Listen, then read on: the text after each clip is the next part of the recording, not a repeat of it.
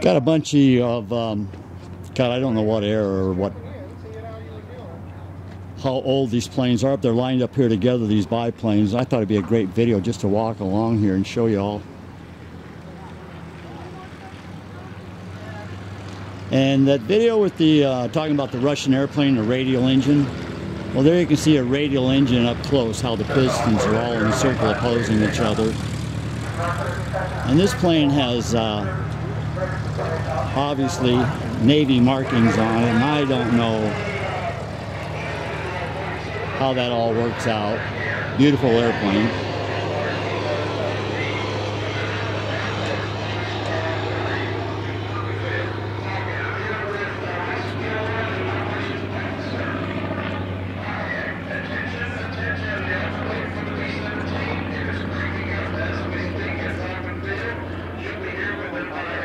So we have a B-17 coming in from Falcon Field in Mesa, which I believe is the Confederate Air Force.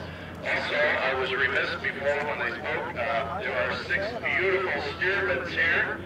This one's for sale. Mentioning them. Stearman and the Navy take job. Mere $95,000.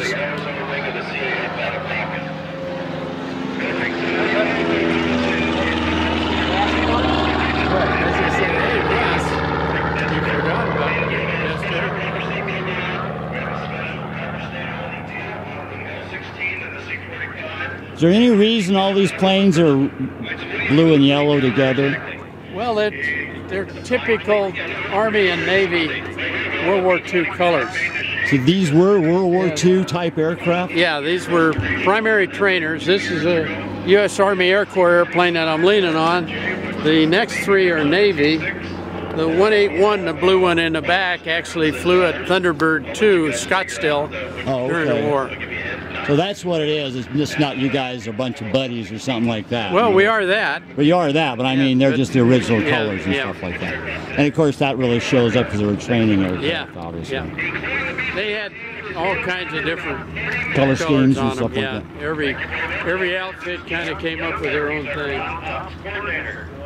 Are they fabric skinned? Yeah, the Seconite covering now.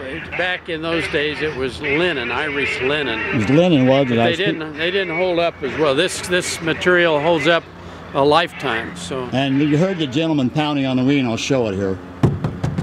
And that is fabric. And I'm building a 7-scale P-51 Mustang. But a real one with balsa. You open the box, it's only sticks. And of course we have monocot now we use. Yeah. But the old ones, it was just toilet paper or... These are all tubular steel welded frames inside the fuselage. And the wings are all wooden spars with wooden they're rings. Wood, huh? They were spruce, right? Yeah, but they do have a thin sheet metal covering on the leading edges. Okay, makes sense. And they have metal fittings in there and push-pull tubes. Okay, just like on a remote, on a model. Yeah. Same thing.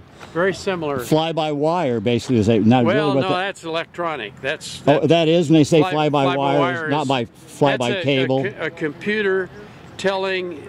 Okay, so that's what they mean when they say wire. They really mean electric wire, not by a cable wire. Saves a ton of weight on big airplanes. So of course, almost all of them will have that now. It's just. And these old ones, well, how did they move the elevators and stuff like that? It's all cables and pulleys. It was all cables and pulleys, stuff, right? Yeah. Okay. Oh, no more different than like we're saying about the models of today. Every airplane's got some design differences to them. I was just, I gave you a card, just all be on YouTube, bud. You can look at yourself. All right.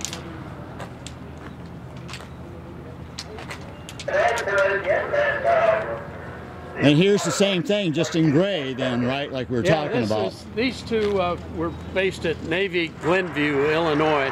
Okay, and that's why they're painted. That's why they're Navy gray. Yeah. And when I was in the Navy, they always said if it didn't move, paint it gray. Well, even when they move, even though these don't move very fast. What's the top speed? The speed of smell.